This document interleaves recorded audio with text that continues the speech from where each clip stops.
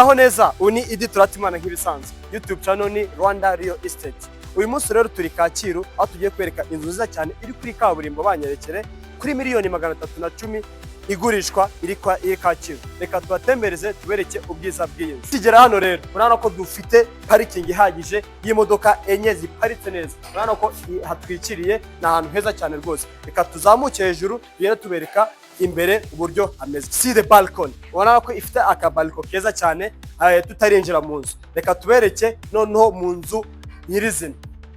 See the salon. Reba salon kuntu ingana ifite n'amarido. Ni salon nziza umugeni ubanyerekera utudesign twayo. Ni salon nziza cyane rwose.